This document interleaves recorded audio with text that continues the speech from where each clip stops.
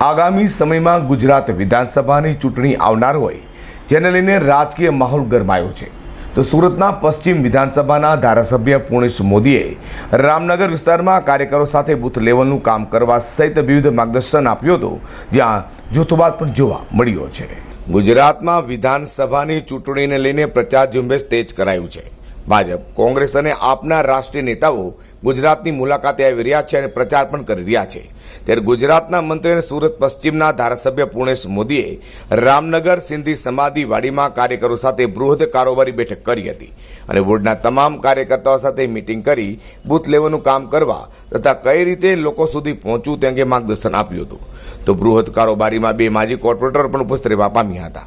ગુજરાત સરકારના મંત્રી અને પશ્ચિમ વિધાનસભાના ધારાસભ્ય પૂર્ણેશ મોદી દ્વારા યોજવાયેલા બૃહદ કારોબારીમાં 2 જ માજી કોર્પોરેટર હાજર રહેવા પામ્યા હોય અને હાજર ન રહેતા સામી ચૂંટણીએ ભાજપમાં જૂથવાદ સામે આવ્યો છે। અઝર કુર્સી સાથે હર્ષદ સેઠા।